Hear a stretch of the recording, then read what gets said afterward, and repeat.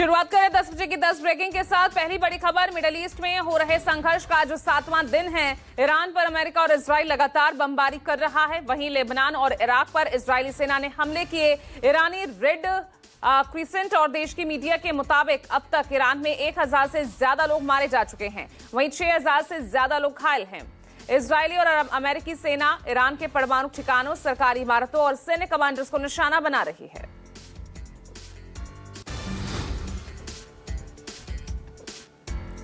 दूसरी breaking, Tehran में Israel के लड़ाकू विमानों से बम गिराने का दावा किया गया है। शहर में लगातार सुनाई दे रहे धमाकों की आवाज से लोगों में खौफ है। इजरायली हमले से पूर्वी तेहरान में घरों की खिड़कियां और जमीन हिलने जैसी खबर है। इजरायली सेना ने ईरान के मिसाइल लॉन्चर्स को पूरी तरह ध्वस्त करने का दावा किया है।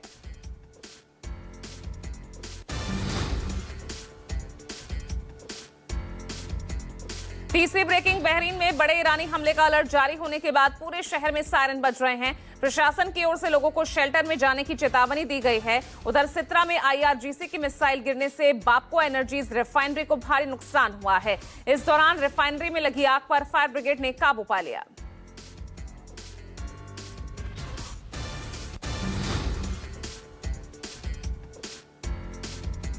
चौथी ब्रेकिंग, ईरान के बुशहर इलाके में इजरायल डिफेंस फोर्सेस और अमेरिकी सेना के हमले देखने को मिले हैं। जानकारी के मुताबिक बुशहर एयरबेस और उसके आसपास के सैन्य ठिकानों को निशाना बनाया गया।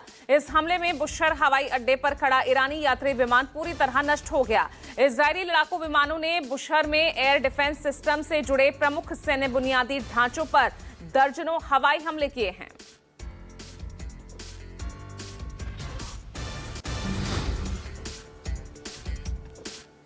पांचवी ब्रेकिंग, अमेरिका ने ईरान पर अब तक के सबसे शक्तिशाली और विध्वंसक B-52 स्ट्रेटोफोर्ट्रेस बॉम्बर्स का इस्तेमाल शुरू कर दिया है। अमेरिका और उसके सहयोगी दलों ने 2000 से ज्यादा लक्ष्यों पर हमले किए। इसमें मिसाइल लॉन्च पैड है, एयर डिफेंस सिस्टम, उत्पादन इकाइयां, तमाम ये चीजें शामिल हैं।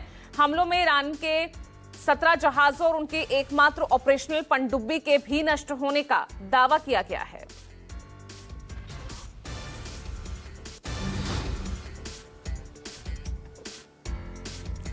छठी ब्रेकिंग, असम के कार्बी आंगलोंग इलाके में ट्रेनिंग के दौरान रडार से गायब हुआ Sukhoi Su-30 MKI fighter jet crash हो गया है। वायुसेना ने देर रात 1:09 पर इसकी पुष्टि की। वायुसेना ने एक्सपोस्ट में लिखा, Su-30 MKI विमान जोरहाट से लगभग 60 किलोमीटर दूर क्रैश हुआ। तलाशी अभियान जारी है। पायलट्स के बारे में कोई जानकारी नहीं मिली है। घटना की जांच के लिए IAF टीम को असम रवाना किया गया है।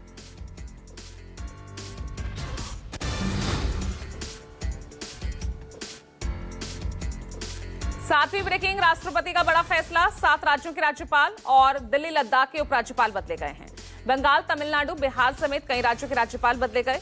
दिल्ली में पूर्व राजदूत तरनजीत सिंह संधू को नया LG बनाया गया है। बिहार के नए राज्यपाल लेफ्टिनेंट जनरल रिटायर्ड सैयद अता हसनैन होंगे, जो सेना में अपनी सेवाओं के लिए जाने जाते हैं। N रवि को बंगाल की कमान सौंपी गई है। बदलाव भी ऐसे समय में हुआ जब बंगाल में चुनाव होने वाले हैं।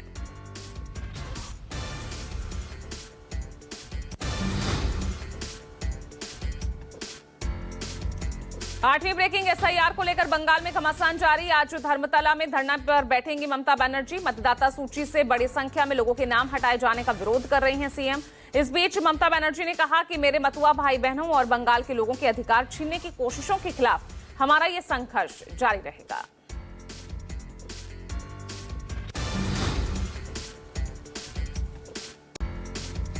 नौवीं ब्रेकिंग, नेपाल में वोटों की गिनती जारी है। शुरुआती रुझानों में बालेंद्र शाह की पार्टी RSP का जलवा देखने को मिल रहा है। रुझानों में 23 सीटों पर राष्ट्रीय स्वतंत्र पार्टी आगे चल रही है, जबकि नेपाल कांग्रेस और CPN UML 3-3 सीटों पर आगे है। मतों की गिनती गुरुवार देर रात शुरू हुई थी। उम्मीद की जा रही है कि आज रात तक वोटों की गिनती पूरी हो जाएगी।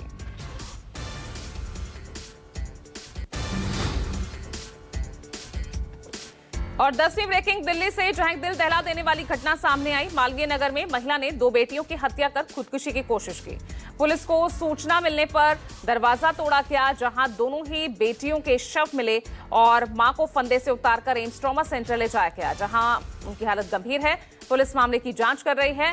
पुलिस की माने तो एक पारिवारिक विवाद के चलते ही इस वारदात के होने की आशंका जताई जा रही है।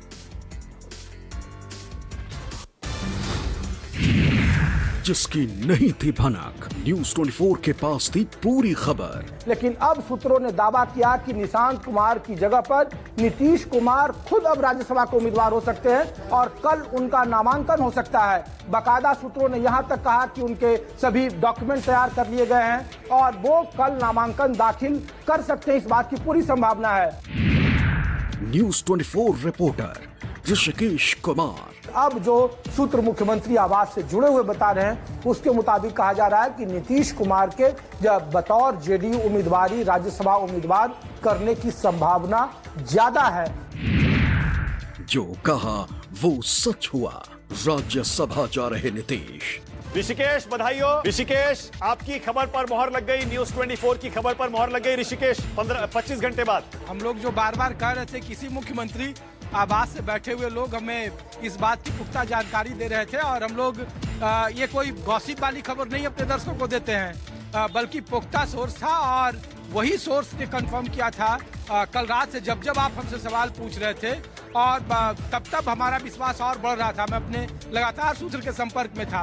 और ऋषिकेश एक बार फिर से मैं आपको बधाई दे रहा हूँ आपकी इस ब्रेकिंग न्यूज के लिए, इस एक्सक्लूसिव ब्रेकिंग न्यूज के लिए जो आपने कल सुबह 10 बजे के आसपास दी। बाकी सारे चैनल, पूरा मीडिया, सारा इंटरनेट, सोशल मीडिया उसके बाद दोपहर शाम से धीरे धीरे इस खबर पर आने लगा, लेकिन किसी के पास पुख्ता जानकारी नहीं थी। लेकिन आप अपनी खबर के साथ खड़े रहे, न्यूज 24 अपनी खबर के साथ खड़ा रहा। कल रात को भी हमने 2 घंटा इस पर स्पेशल कवरेज किया और आज देखिए आपके खबर ब्रेक करने के 25 घंटे बाद नीतीश कुमार ने खुद इस खबर की पुष्टि की। इसलिए तो कहते हैं खबर मतलब न्यूज 24।